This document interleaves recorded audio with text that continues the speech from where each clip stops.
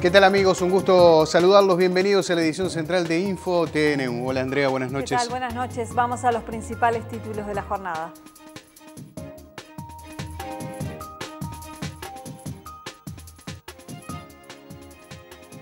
El Poder Ejecutivo anunciará mañana que la aerolínea española Iberia reanudará pronto sus vuelos hacia Montevideo. La empresa aérea había dejado de volar a Uruguay a principios de 2013. El propietario de la empresa de refrescos Mio no se presentó hoy ante el Ministerio de Trabajo y envió una carta diciendo que no estaban dadas las garantías para su comparecencia. Vendedores ambulantes de comidas y otros rubros manifestaron por 18 de julio solicitando que se le tenga en cuenta como comerciantes formales. Representantes de todos los partidos políticos se reunieron hoy con el fin de comprometerse a mantener un buen clima en este año electoral. El presidente José Mujica agradeció el apoyo del líder de Vamos Uruguay, Pedro Bordaberry, quien le solicitó que en su reunión con Barack Obama negocie un tratado de libre comercio. Ya comenzó la venta de entradas generales para hinchas de Peñarol y para socios de Nacional en locales de Red Pagos para el clásico del próximo domingo en el Estadio Centenario. Según los rescatistas del ferry surcoreano, muchos pasajeros intentaron escapar desesperadamente del barco que estaba hundiendo. En la mirada internacional, la profesora Susana Mangana analiza los acontecimientos que llevaron al Holocausto en Ruanda, del cual se cumplen 20 años. No habrá paro nacional de transporte en las próximas horas. Esta medianoche, una asamblea de trabajadores de la línea de ómnibus de Colonia y también de la UNOT habrán de reunirse para analizar esta situación. Sí, se planteará la aplicación de algunas medidas locales que luego puede extenderse a todo el territorio nacional. Mañana habrá una nueva reunión con el director nacional de trabajo. La UNOT entiende que la respuesta de la empresa Ómnibus Colonia es muy ambigua y no responde a la exigencia de retomar al trabajador despedido. Resolvieron trasladarse a Colonia, donde a última hora de esta noche se analizarán medidas. De todas formas, se descartó para esta jornada un paro nacional de transporte. Lo que hay que evaluar cuál es el estado de ánimo de los trabajadores, cuál es su disposición a este conflicto que va a ser duro, va a ser largo, prevemos, y en primer lugar son ellos los que tienen que expresarse a la UNO cuáles son sus sentimientos y cuáles son sus posibilidades. Se va a estar resolviendo alrededor de las 11, no creemos antes de las 12 de la noche, si es que se va a tomar alguna medida. A lo que sí le queremos decir a toda la población de Uruguay de que no va a haber ninguna medida general de la UNO que no esté antes anunciada. Queremos generar tranquilidad, se ha hablado mucha cosa y la UNO no va a hacer ninguna, repito, medida de paro general sin antes anunciárselo a la población con bastante tiempo de antelación. Teniendo en cuenta lo que usted está diciendo, para que la gente esté con debida anticipación avisada, quiere decir que en la jornada de hoy no habría paro, porque si se está resolviendo cerca de la medianoche. En la jornada de hoy sería imposible haber un paro, ni siquiera en Colonia. Mañana tampoco, ¿no? Mañana en Colonia la situación puede llegar a cambiar. La UNOT está de acuerdo con que se sancione al guarda de la empresa Ómnibus Colonia, pero entienden que el despido es abusivo. A las 9 de la mañana de este jueves se reunirán con el director nacional de trabajo. Y el directivo de la empresa de refrescos Mio, Jorge Cancela, no se presentó hoy a una reunión en el Ministerio de Trabajo tras el sorpresivo cierre de su fábrica. El encuentro entre las partes había sido convocada por el director de trabajo, Luis Romero, y representantes de los trabajadores. El empresario Jorge Cancela no se presentó y en su lugar envió una nota diciendo que no estaban dadas las garantías para negociar por la exposición que ha tomado el tema. El director de trabajo, Luis Romero, afirmó que Cancela se equivoca. Nosotros vamos a citarlo y él tendrá que decir si viene o no viene. Y si no viene, no lo vamos a citar más porque todas las citaciones, las multas, servirán delante de la justicia para decir que el Ministerio cumplió con su tarea, los trabajadores están presentes, el que no está presente es él. De no presentarse, el Ministerio de Trabajo activará todos los mecanismos incluidos en la ley. La Inspección General de Trabajo tiene cosas para hacer, la jurídica del Ministerio de Trabajo tiene cosas para hacer, acá todos tenemos una mochilita que cargamos que está en el expediente cada uno. Por lo tanto, donde vaya este señor, tendrá que dar cuenta de todo lo que hace por ahí y no sé si podrá instalar una fábrica nueva o no. Yo creo que su intención no es, el problema no es si tengo fábrica o no tengo fábrica. Yo creo que la intención es otra, que es el tema sindical. Eso tengo convencimiento de eso. Desde el gremio de la bebida se asegura que se llevarán adelante todas las acciones posibles para que los 60 empleados que se quedaron sin trabajo puedan cobrar sus saberes y además retornen a su fuente laboral. Vamos a hacer una acción de amparo para garantizar los cobros y queremos la reapertura con la fuente de trabajo. La reapertura, nosotros no elegimos patrón y dueño, pueden ser ellos, no nos interesa. Queremos que se reabra, se trabaje, se cumpla con las normas, se cumpla con las relaciones laborales como están establecidos, que se busque un ámbito de negociación, porque si no esto va a ser para largo. No va a haber reapertura sin trabajadores afiliados. Mientras tanto, los trabajadores de FUNSA no permitirán que las máquinas salgan del local en que se encuentran, ya que es la única garantía que tienen los trabajadores del cobro de las deudas laborales. La aerolínea española Iberia retomará a partir del mes de septiembre los vuelos directos a Montevideo. Mañana los ministerios de Transporte y Turismo darán a conocer los detalles en una conferencia de prensa. De este modo se retomarán varias rutas que se habían cancelado en abril de 2013, entre ellas la que une Montevideo con Madrid sin escalas. El regreso de Iberia se suma a la incorporación de Air Europa y Air France en los últimos tiempos, que permitió conectar directamente a Uruguay con Europa. La conflictividad laboral durante el mes de marzo fue la más alta de los últimos 15 años, según un informe de la Universidad Católica.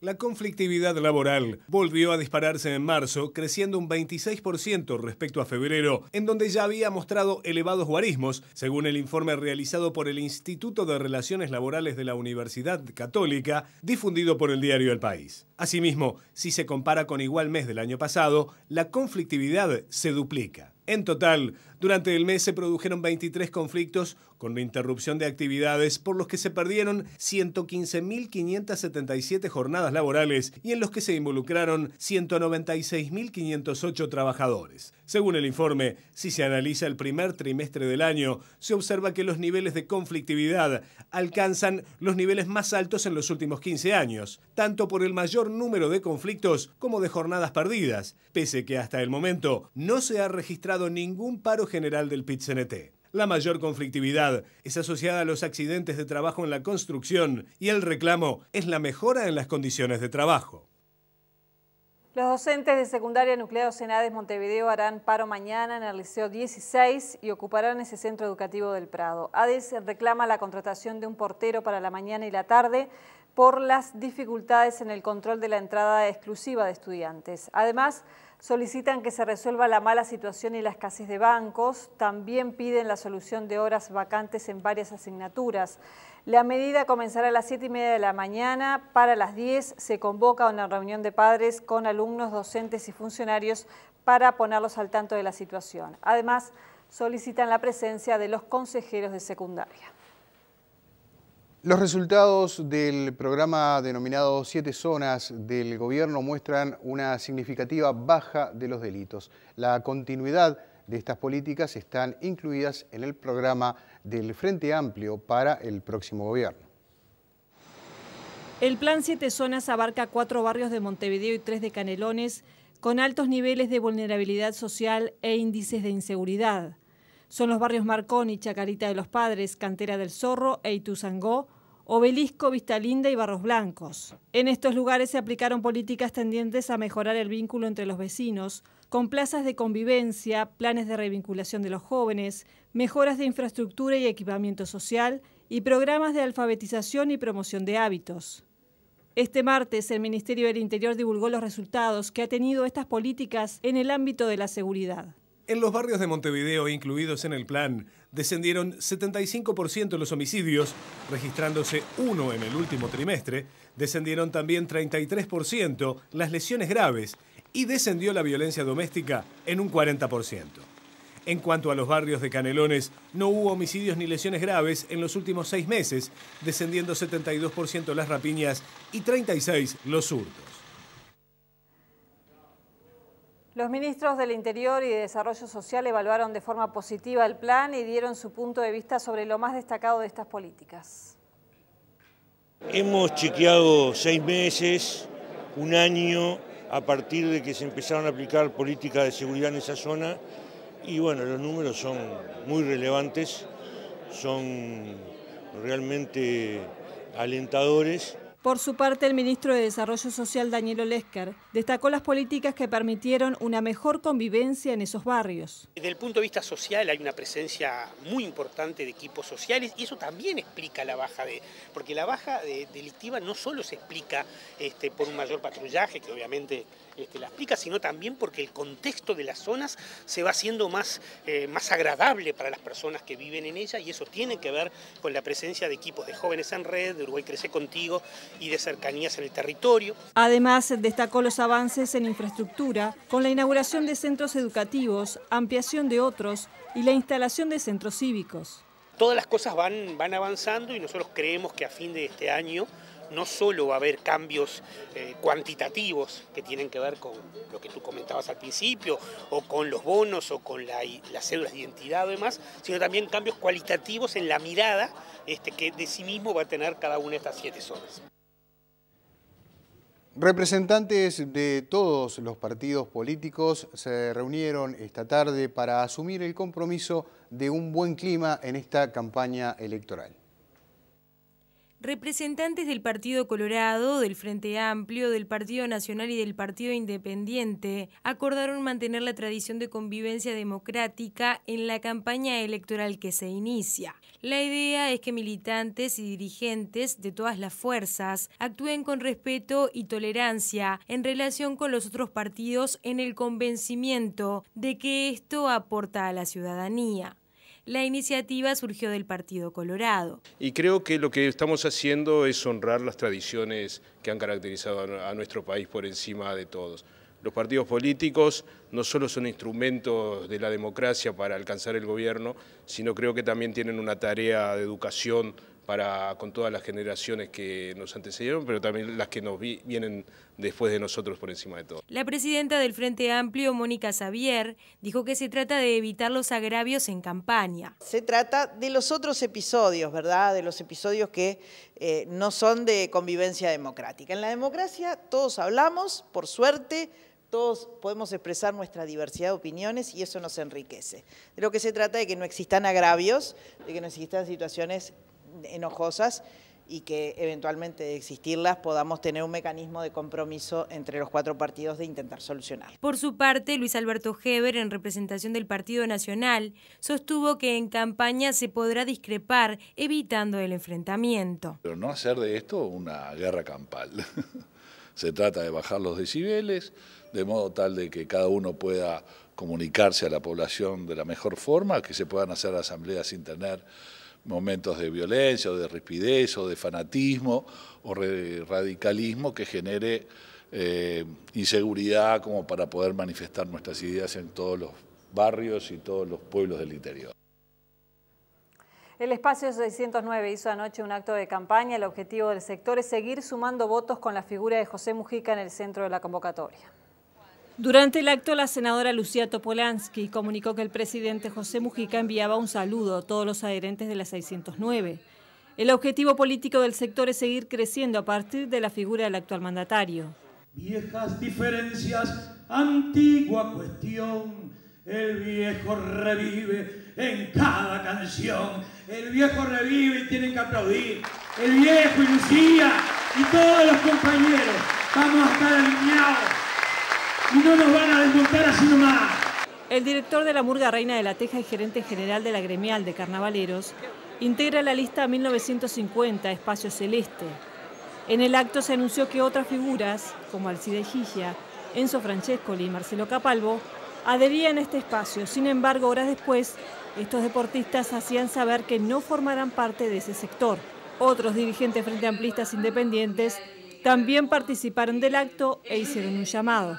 La interna es para sumar y el día de la interna tenemos que ir todos a votar, todos los frente amplistas, porque es un momento de reafirmación, de dar testimonio, no importa qué sector votes. Claro que acá queremos que votes la 609, pero no importa si votás a Tabaré, si votás a Constanza, lo importante es que participes, lo importante es que vengan, lo importante es que estemos todos ahí diciendo somos frente amplistas, porque octubre lo empezamos a construir en junio. En las dos últimas elecciones, el espacio 609 logró la bancada parlamentaria mayoritaria dentro del Frente Amplio. La responsabilidad de saber que si nosotros no funcionábamos se paraba todo. Y vaya que nos marcó esa responsabilidad durante todos estos años.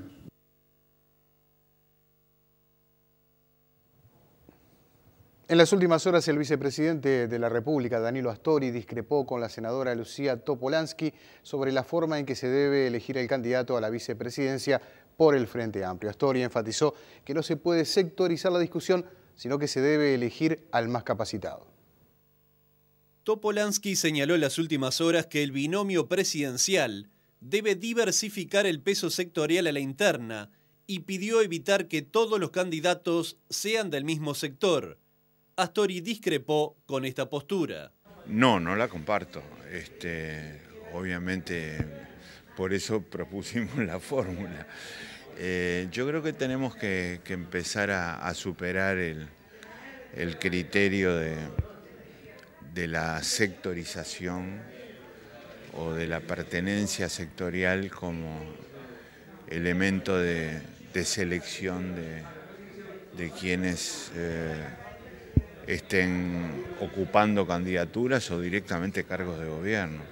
Yo creo que hay que aspirar a los mejores y eso debería predominar como criterio respecto a la pertenencia sectorial. El vicepresidente reiteró que la presidenta del Frente Amplio, Mónica Xavier, reúne las cualidades para acompañar a Tabaré Vázquez en la fórmula presidencial. Dicho esto, con todo respeto, a mí me parece que quien más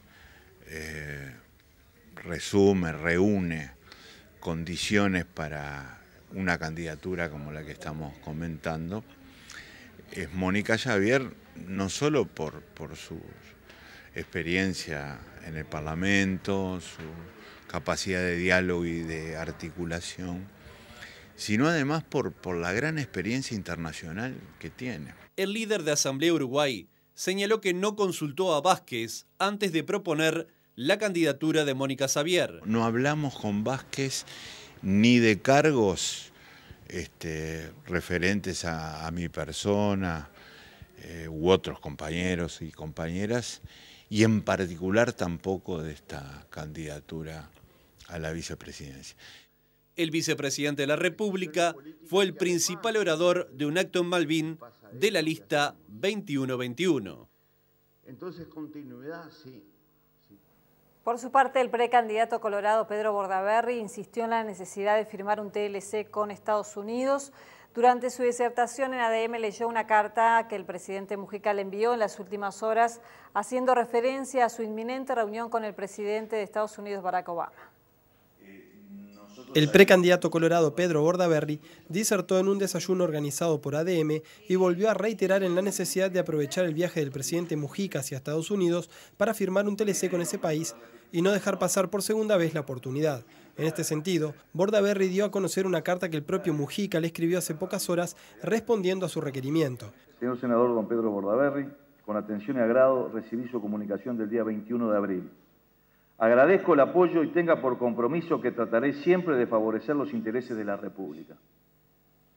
Buscaré multiplicar el comercio, la cooperación y la independencia sin desplantes y con humildad, pero con el pleno convencimiento de lo que pesamos moralmente como sociedad en el concierto de nuestro continente. Todos, gobierno y oposición, debemos sentirnos orgullosos de ser uruguayos y con una inmensa gratitud a las generaciones que nos antecedieron. Las dificultades del hoy, estimado senador, son nada ante las que tuvieron que enfrentar los fundadores. El interés general siempre acotará nuestras diferencias. Gracias y hasta pronto, José Mujica, presidente de la República. Si uno lee esta carta y ve lo que nos contestó el presidente, buscaré multiplicar el comercio, la cooperación y la independencia. No es poca cosa. En otro orden, Bordaberry propuso algunas exoneraciones selectivas de IRPF. La exoneración del IRPF a las horas extras. Hay que sacarle a las horas extras para incentivar que haya horas extras, para incentivar que el que se esfuerza más gane más. Exonerar también del IRPF a las rentas de trabajo de los menores de 23 años, pero vamos a alentarlos a meterse en en la formalidad. Bordaberry también explicó por qué en medio de la campaña electoral se ha saludado públicamente con los demás precandidatos presidenciales y dijo que lo hace para dar un mensaje de civilidad política a la población. Nuestra responsabilidad como dirigentes políticos es enviar los mensajes adecuados de convivencia y civilidad política. Me pasó la vez pasada en Aiguá, estaba el doctor Lacalle, 3 casas de por medio a las 11 de la mañana dando una charla. Yo terminé la mía y fui y lo saludé. Me pasó el otro día en Castillo. Me pasó ayer cuando el presidente Mujica me manda esta carta.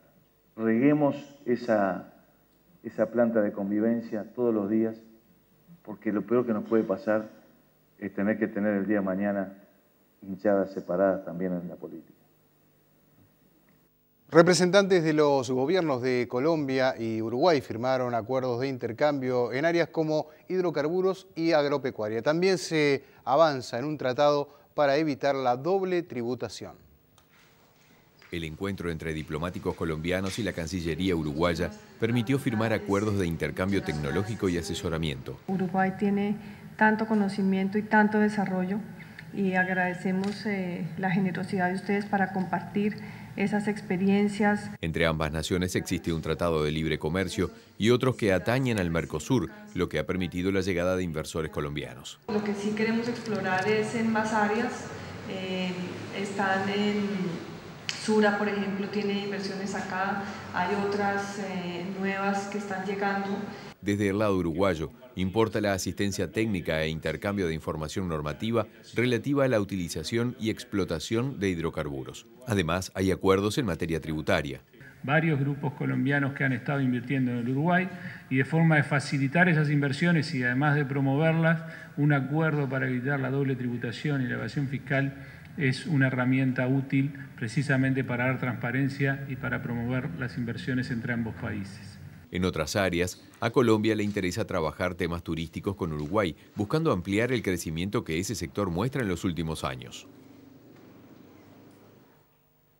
Sindicatos de trabajadores callejeros y ambulantes se movilizaron hacia la Intendencia de Montevideo por la avenida 18 de Julio, reclamando por lo que consideran medidas que los perjudican.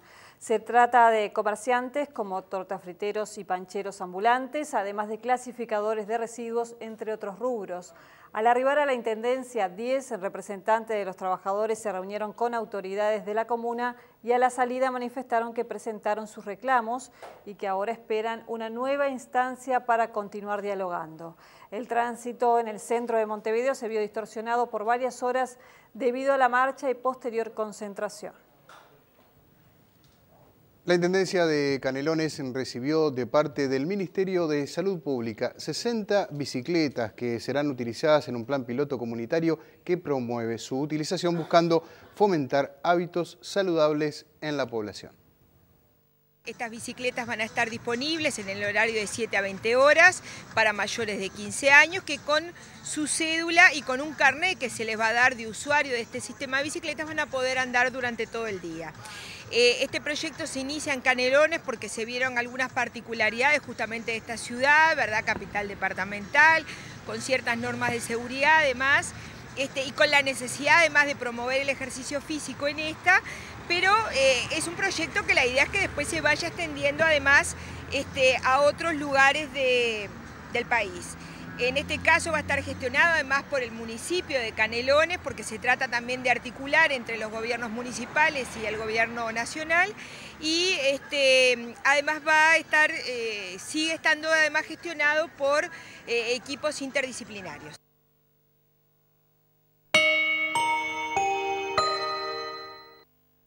Desde el próximo sábado a las 11 de la mañana se emitirá en Televisión Nacional Uruguay Agrointeligente, un ciclo de 8 programas que busca mostrar la realidad del sector.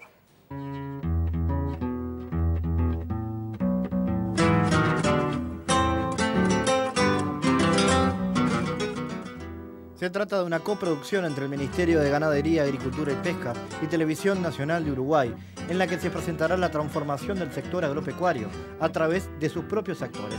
Los 8 documentales hablarán, entre otros temas, de lechería, carne y lana, forestación, pesca y Uruguay agrointeligente. Este es un ciclo que intenta hacer conocer a la población, a los telespectadores, las políticas públicas para el sector agropecuario.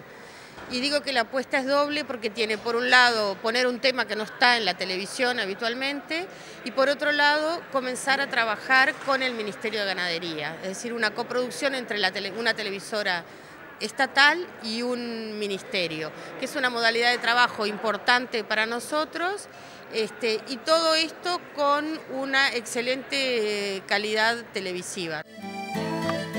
Bueno, la horticultura es algo que lleva bastante trabajo, o sea que hay que cuidar, ya nosotros que hacemos los plantines desde que se planta la semillita. Trata de 8 programas que comenzarán a emitirse este 26 de abril, los sábados a las 11 de la mañana y los domingos a las 18:30. El ministro de Ganadería dijo que con este contenido se busca acercar la realidad del campo a la ciudad. Mostrarle las vivencias, las cosas que se hacen en la actividad agropecuaria, cómo viven los productores, cómo utilizan tecnología, cuáles son también desde el Ministerio las políticas públicas. ¿Y por qué este mensaje? Porque estamos convencidos que hay mucha gente que recoge beneficios de la actividad agropecuaria, pero que no sabe.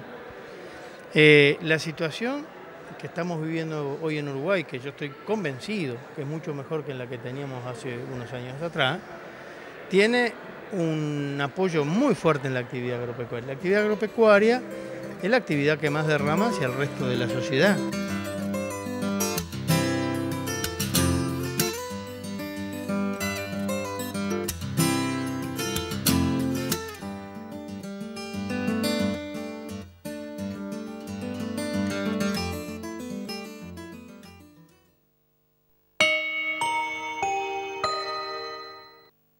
De acuerdo a la encuesta de expectativas del Banco Central que responden varios analistas económicos, se prevé que la inflación sea de 8.57% al cierre del año. Les recordamos que el dato económico lo aporta, como siempre, el Instituto Uruguay 21. Vemos ahora la cotización de las principales monedas.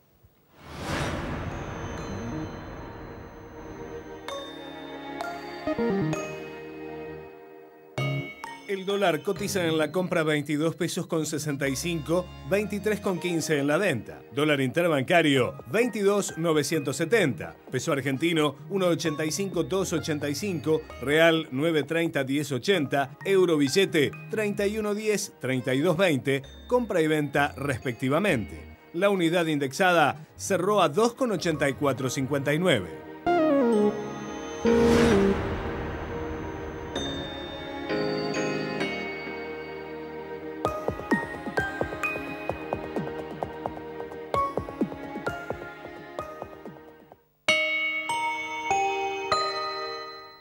Te traemos toda la emoción de la NBA. Vivila con Vera en tu hogar. Antel. Avanzamos juntos. El gobierno de Ucrania retomó su operación contra los militantes prorrusos en el este del país. Tras esa decisión, Rusia amenazó con posibles ataques militares en los territorios en disputa entre ambos países. El ministro de Relaciones Exteriores de Rusia, Sergei Lavrov, acusó a Estados Unidos de dirigir las acciones de las autoridades ucranianas, entre ellas la reanudación de la llamada operación antiterrorista en el sureste del país. Las localidades de Slaviansk y Kramatorsk, que se han convertido en bastiones de la protesta prorrusa en el sureste, son el objetivo principal de la operación lanzada por las fuerzas de Kiev. En declaraciones a la televisión, Lavrov dijo también que su país tomará represalias si los intereses de la población rusa en esos lugares son amenazados. El funcionario reflexionó. Habían anunciado la suspensión de lo que llaman operación antiterrorista, pero ahora que el vicepresidente de Estados Unidos, Joe Biden, ha visitado Kiev, han declarado la reanudación de la fase activa de esta operación, que empezó justo después de la visita de John Brennan, el director de la CIA, a Ucrania. En ese contexto, el Pentágono informó que Estados Unidos va a enviar unos 600 efectivos militares a Polonia y los países del Báltico como parte de su actividad dentro de la Organización del Tratado del Atlántico Norte.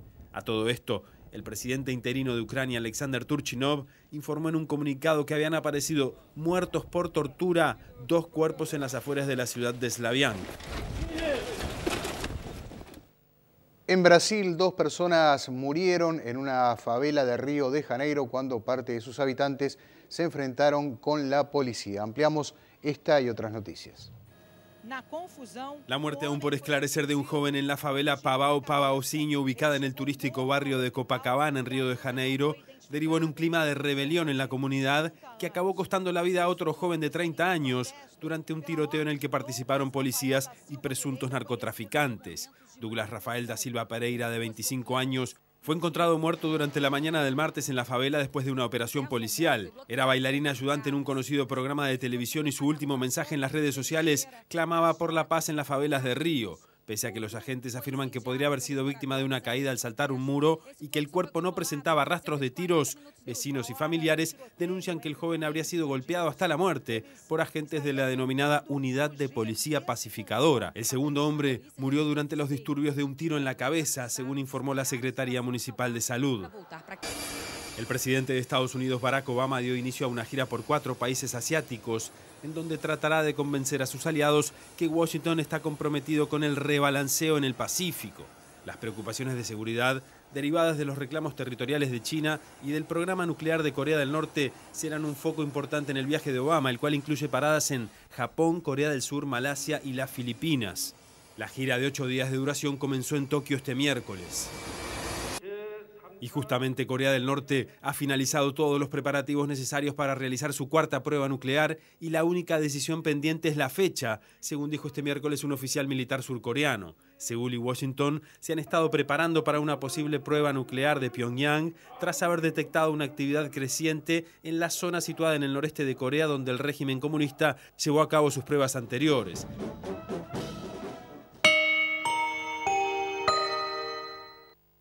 Buenas noches para todos. En un rato vamos a estar hablando del clásico. Ya les puedo adelantar que a nivel de entradas para Peñarol solamente queda tribuna olímpica, así que el resto están agotadas y Nacional continúa hasta mañana el canje para socios.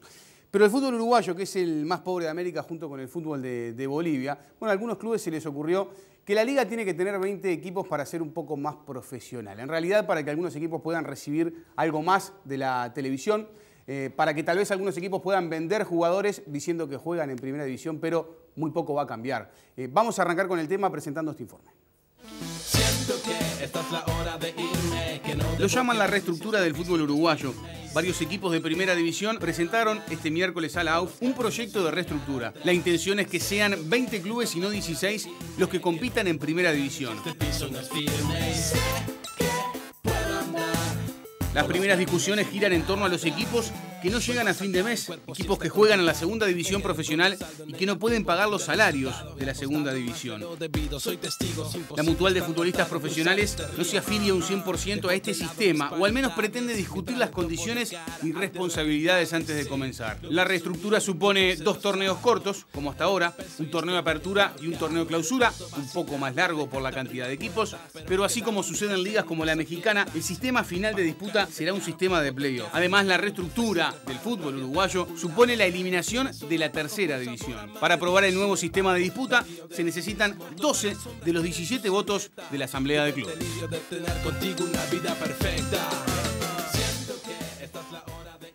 Hoy veíamos un informe de los jugadores de Central que están sin cobrar y pensábamos, con más equipos, más partidos, bueno, los jugadores que no cobran van a tener que jugar más todavía, sin cobrar. No se habla de una liga nacional, que en algún momento Oscar Washington Tabárez quiso impulsar el fútbol y unir de cierta manera el interior del país, en donde hay un gran potencial y en donde a partir de las intendencias también se puede apoyar. No se comenta que hay partidos que venden menos de 300 entradas y tampoco se comenta que cerca de 23.000 pesos es el promedio de lo que cobra un jugador de primera división y 10.000 pesos es el promedio de lo que cobra un jugador de la segunda división. Se compara con, por ejemplo, la Liga de Brasil, porque hay 20 equipos también que arrancaron el Brasileirao. Claro, la diferencia es que Brasil es la 6ª potencia del mundo a nivel de fútbol, por lo que aporta la televisión, por la publicidad, por la cantidad de gente que mueve Brasil, pero de repente en una ciudad como Porto Alegre hay 2 equipos grandes que juegan en primera.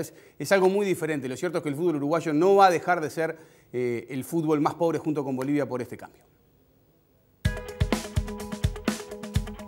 El fútbol argentino presenta 20 equipos en primera división y divide el año en 2 jugando 2 torneos sin finales ni playoff. 18 equipos tiene Chile en primera división, juegan apertura y clausura y además hay una etapa de finales como en Uruguay.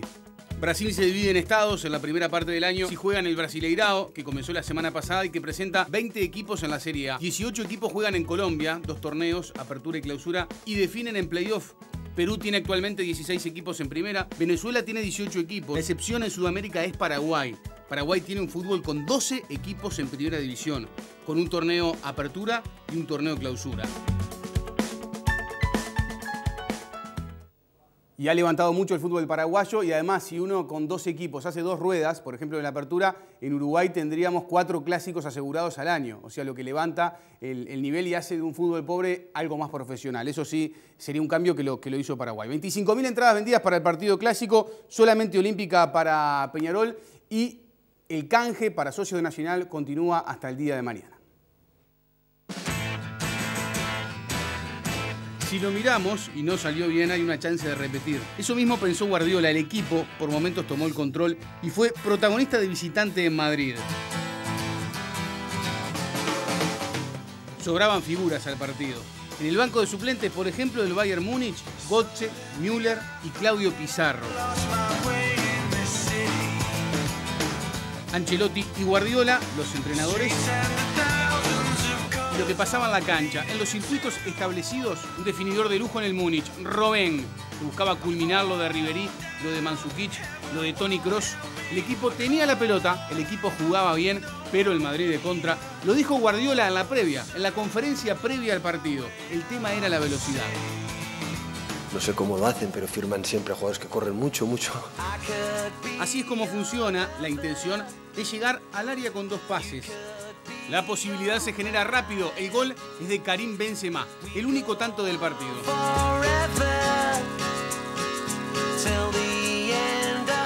Como la historia no cambiaba ni anotando, ni gritando, ni en comunicaciones como gente grande, buscaron la personal, unos y otros, cada uno lo que sabe y cómo sabe.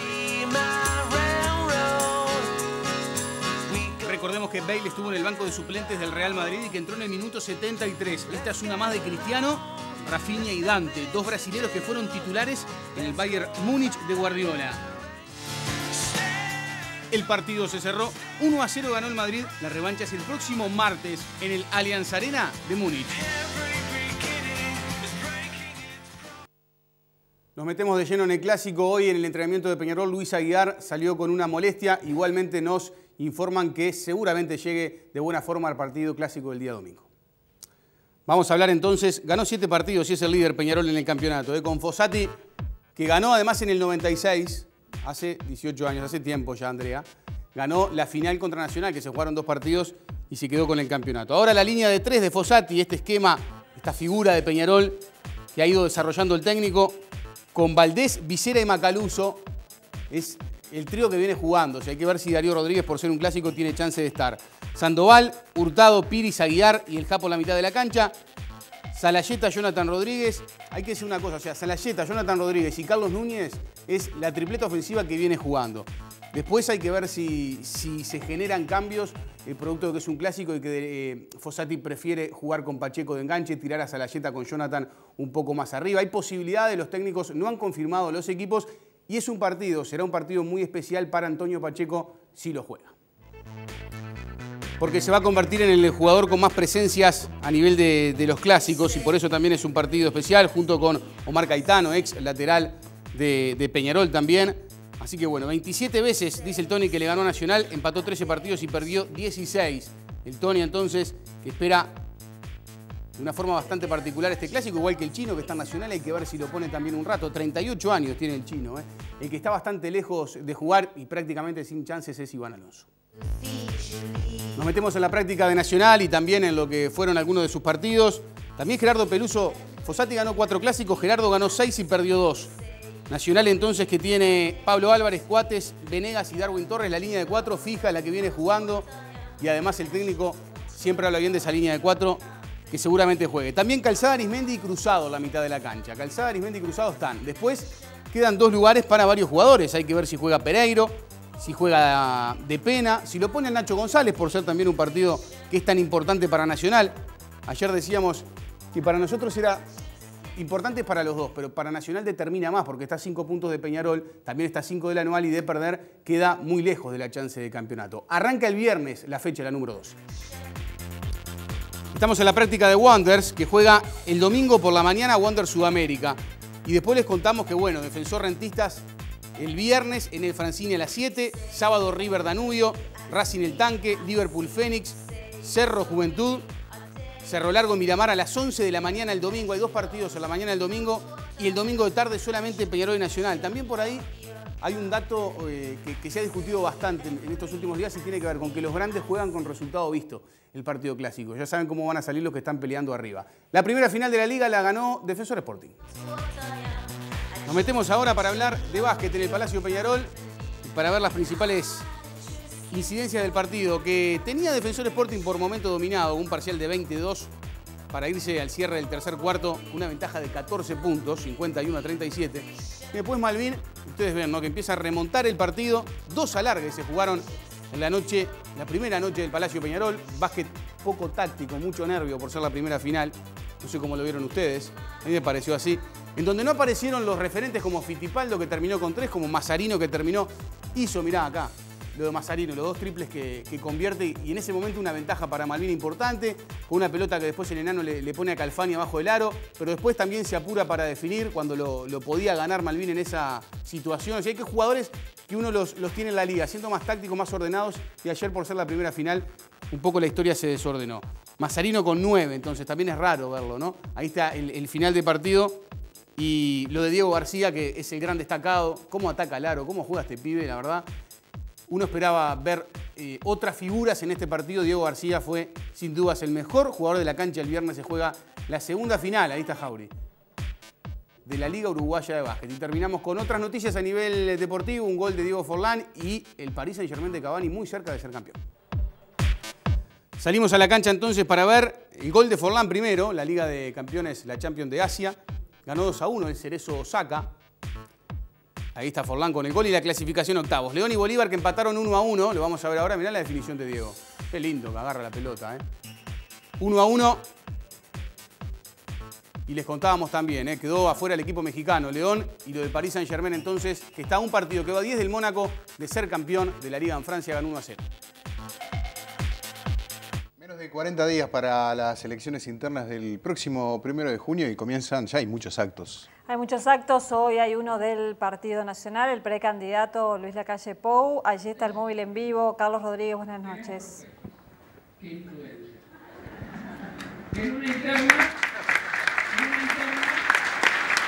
Así es, como ustedes lo decían, Andrea, José, en estos momentos se está haciendo uso de la palabra el precandidato nacionalista Luis Lacalle Pou en lo que es el lanzamiento de la lista 404. Por ahora han sido solo mensajes hacia la interna partidaria. Les proponemos escuchar brevemente las palabras de Luis Lacalle Pou.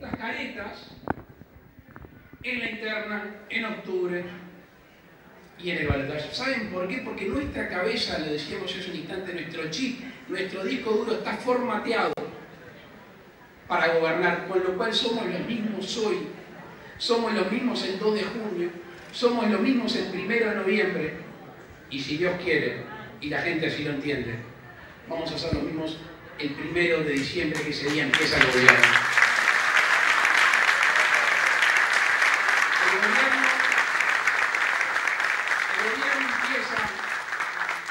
El 1 de diciembre.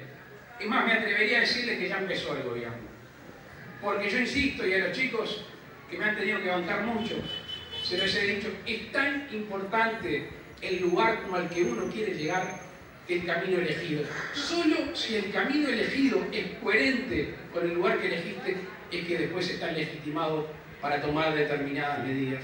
Así que también en estos 39 días, que uno a veces se pone más seductor, más piropeador, un voto dividido, decís, un versito. Perdóname. ¿Saben lo que yo les comprometo y les pido? Que pierdan ese voto. A cambio de un verso no vale la pena ganar un voto.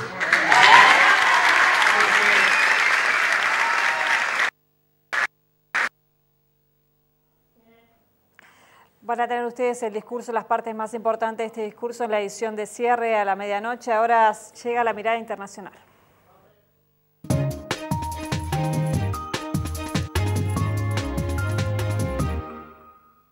Recibimos esta noche a la profesora Susana Mangana. ¿Cómo te va, Susana? Un gusto tenerte por aquí. Hola, buenas noches, Pepe. Un gusto estar contigo de nuevo tras tu viaje. Hablemos del centro de África, allí la región de los Grandes Lagos, donde hay un pequeño país que tiene una fuerte influencia, pequeño en lo geográfico, pero con una muy fuerte influencia en los países vecinos, particularmente en uno de ellos, en la República Democrática del Congo.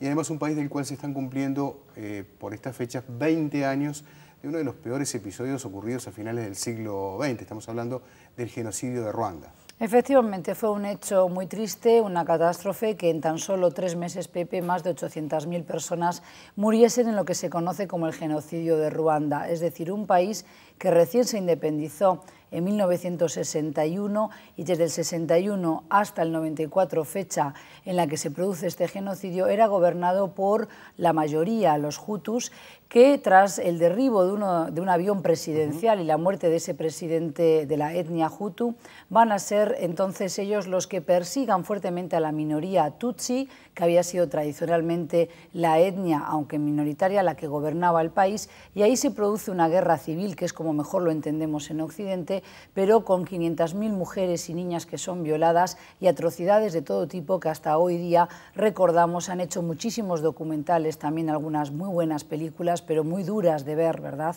Y entonces es importante recordar que el episodio de Ruanda no es el único en África, sino que se está repitiendo, por más que no podamos calificarlo como genocidio, existen otros conflictos que amenazan con reavivar lo que es los fantasmas de ese genocidio del cual todavía estamos hablando hoy, 20 años después. El genocidio de Ruanda fue contra esa minoría tutsi, pero también contra muchos hutus que no estaban de acuerdo con ese gobierno. Exactamente, muchos que eran hutus moderados y que realmente no querían perseguir a sus hermanos, puesto que físicamente ellos se reconocen entre sí, pero para nosotros, ojos occidentales, son exactamente los mismos rasgos, el mismo fenotipo y la misma fisonomía.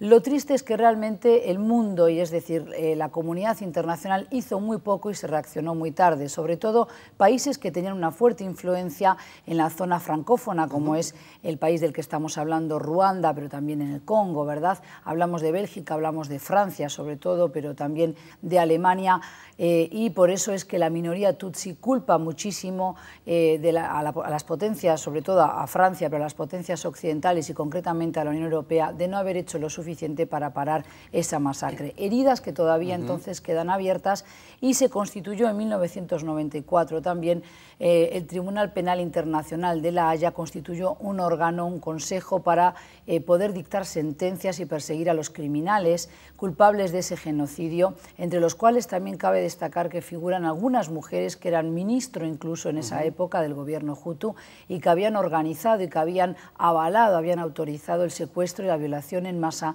de niñas y de mujeres, como por ejemplo una señora llamada Polini, que era la ministra de Familia y de Salud Reproductiva en ese país. Bueno, fíjate qué tipo de salud reproductiva podrían tener cuando se avaló ese tipo de actitudes salvajes, podríamos decir, en lo que fue un hecho muy bárbaro para ya el siglo XX. Contenedores repletos de machetes que llegaban desde China, que habían sido importados por el gobierno hutu, fueron utilizados, repartidos entre la población para, aunque suene muy duro, pero para matar a machetazo limpio a las personas que murieron en ese holocausto, que se estiman cerca de 800.000. Pero después pasa algo realmente muy llamativo también, y es que cuando los tutsi, esa minoría, logra hacerse del poder nuevamente, son los hutus los que se van de Ruanda rumbo a la frontera con la República Democrática del Congo, y así se crea uno de los campamentos de desplazados más grandes del mundo, que actualmente persiste todavía. Que persiste y que además hasta ahora, hasta que se crearon los campamentos de ACNUR que atienden al pueblo y a los ciudadanos sirios, tras lo que es también otro capítulo sangrante como es la guerra civil de Siria, era justamente el campamento de refugiados más grave, más importante y más cuantioso en cuanto a la presencia de personas allí en Zaire, pero también en Goma, ¿verdad? Que también hay que recordar que son lugares que para el Uruguay no son tan alejados, puesto que allí tenemos también despliegue de batallones de cascos azules, que son cascos azules de Uruguay, es decir, integran las fuerzas de paz en todos estos países que han tenido que ver con conflictos étnicos o por disputas territoriales, porque también supo haber observadores, por lo menos uruguayos, de Naciones Unidas en Mozambique, en Angola. Es decir, África recuerda hoy este triste capítulo y episodio del genocidio de Ruanda, pero para mí es importante, Pepe, no quedarnos en la historia, sino entender que hay factores de expulsión de migrantes africanos que llegan finalmente a las costas europeas. En los últimos días veíamos cómo a Europa llegaron en 48 horas 4.000 inmigrantes, y hay países de la Europa Sur, es decir, muy próximos al Mediterráneo, que están pidiendo más financiación y más refuerzos, sobre todo en materia de vigilancia y de control marítimo, para poder frenar esta inmigración en momentos en que además la Unión Europea no tiene cómo proveer de vivienda digna, de becas de estudio, pero sobre todo de trabajo. Incluso plantean un desafío para la salud, porque muchas de estas personas sufren otro tipo de problemas y de epidemias que ya estaban erradicadas en Europa, ¿verdad? El cólera, por ejemplo, que también se cuela a través de estos migrantes. Bueno, hay que entender que genocidios como el de Ruanda,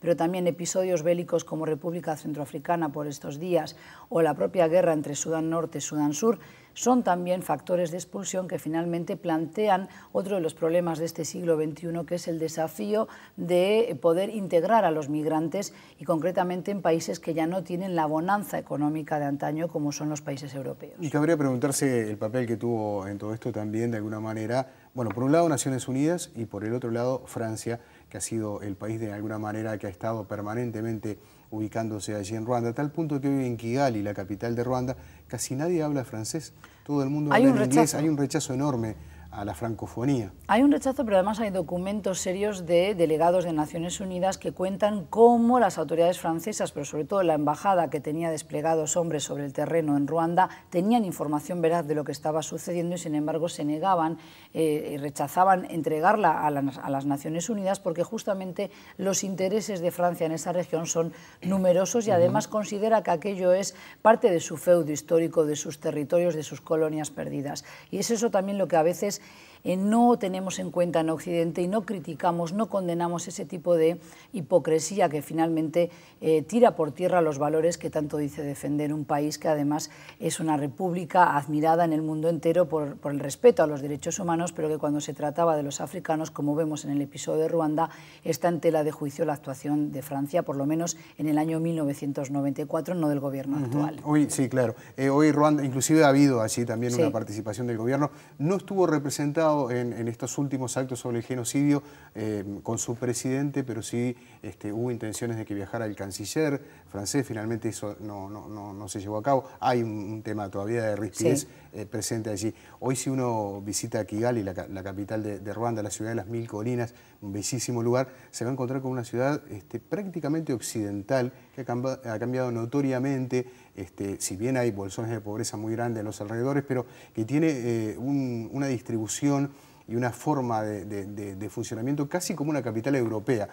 Muchos dicen, esto no es África, resulta un poco extraño. Eso quería comentarlo porque cuando yo vivía en Sudáfrica conocí una buena cantidad de sudafricanos que viajaban, es decir, arquitectos que estaban ayudando a reconstruir lo que es la infraestructura, sobre todo a nivel logístico y sobre todo de carreteras de Ruanda, y nos decían que abiertamente era un país con muchísimo potencial, con muchísimas posibilidades para aquellos empresarios que se atrevan a trabajar en condiciones, bueno, viniendo de Sudáfrica, conocen el medio, conocen lo que es vivir en África, pero ellos veían posibilidades para multinacionales y empresas incluso extranjeras, es decir, de fuera del continente. Ahora bien, el PBI es interesante, el PBI per cápita de Ruanda, si los datos son veraces, son algo así como 7.200 dólares, ¿verdad?, por persona per cápita. Es decir, mientras que en Uruguay tenemos una cifra que oscila entre 15.000 y 16.000 dólares per cápita. Entonces, es interesante, es la mitad del PBI de Uruguay, pero claramente un país que vivió esa atroz guerra civil ha podido recomponerse. Luego hay riqueza, como sabemos por otra parte, lo que hay es una sobreexplotación también en toda África, no solo en Ruanda, de los recursos naturales, ya sean estos minas de diamantes, ya sean tierras raras, por ejemplo, o el petróleo o el gas, que también abundan en muchos de estos países, o el coltán, como es en el caso del Congo. El coltán, lo curioso es que a 200 kilómetros de la frontera entre Kigali y Goma, que es la zona, digamos, de la República Democrática del Congo más cercana y donde se trasladó toda esa cantidad de gente durante el Holocausto, no produce coltán, pero sí lo extrae de la República Democrática del Congo y lo exporta a través de Ruanda. Así también hay un tema de triangulación, sobre todo por lo que veo. Y de enorme influencia también de este país tan pequeño, extrayendo riquezas por otro lado de un país vecino. O sea, como vemos también una realidad muy buena, vemos algunas cosas muy complicadas. Curiosamente, además, Ruanda es el país con mayor presencia de la mujer a nivel político. Sí. Tiene la mayor representación parlamentaria de la mujer a nivel mundial. Algo así como 64 mujeres, Sí. me parece que tienen, si leía los datos correctamente, a raíz de que fueron muchas las noticias que abundaron en la prensa internacional acerca de esta conmemoración del genocidio. También lamentar que cuando los Tutsis acceden al poder, ellos también van a perseguir, evidentemente con ganas de revancha, a los Hutus. Muchos de ellos tuvieron que huir a Zaire, pero sobre todo lo positivo de este genocidio es que hoy por hoy el carnet de identidad no distingue entre Hutus y Tutsis, lo cual es un saldo positivo, por lo menos para una ciudadanía que apuesta a la reconciliación y no a la revancha y no a la venganza, y eso me parece que es un dato positivo para las generaciones más jóvenes de ese país, que como hemos dicho tiene muchísimo potencial. Para entender un poquito más de esta realidad, una humilde recomendación, yo no soy crítico cinematográfico ni mucho menos, pero Hotel Ruanda, una película de principios de la década, en realidad del año 2000, 2000 y poco, 2001 creo, 2001, como para entender un poco más de esa realidad. Muy bien, un buen apunte y seguiremos tu consejo. Gracias, Susana. Seguimos con más Info TNU.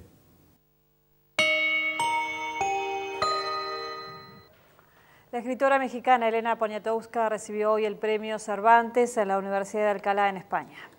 Elena Poniatowska recibió hoy el premio Cervantes de manos del rey Juan Carlos de España. Escritora, activista y periodista mexicana, es la cuarta mujer que recibe este premio y la quinta mexicana en ser premiada junto a figuras como Octavio Paz o Carlos Fuentes. Fue a la premiación vestida con un traje rojo tradicional mexicano que le dieron las mujeres de Juchitán.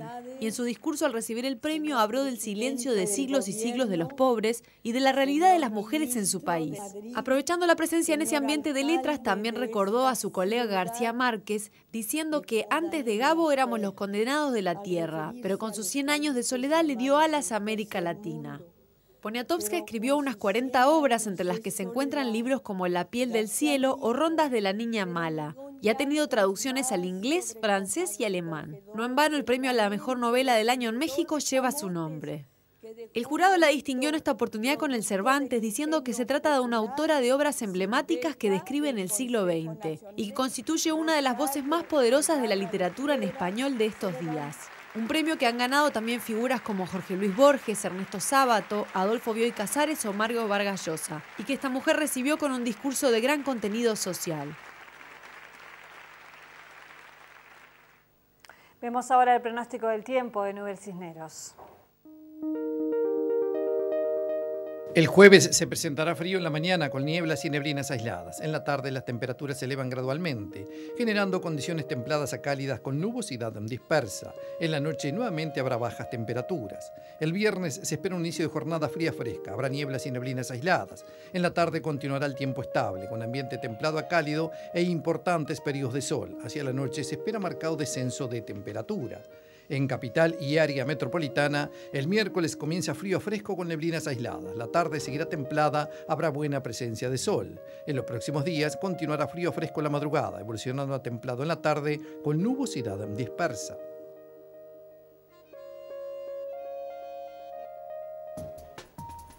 Hasta aquí la edición central de Info TNU. Sobre el cierre, una información porque mañana es el Día de los Municipales. Sí, eso significa que todas las dependencias de la Intendencia van a estar cerradas, que no van a trabajar sus funcionarios. Esto va a afectar la recolección de residuos que comienza con los servicios nocturnos del día de hoy y se va a extender hasta los servicios nocturnos de mañana. Lo que sí va a ser normal es el área principalmente del centro de Montevideo, que está a cargo de la cooperativa CAP. Nos vamos, ya viene la esposa ejemplar, reencuentro con las noticias, edición de cierre a la medianoche. Que pasen bien. Hasta mañana.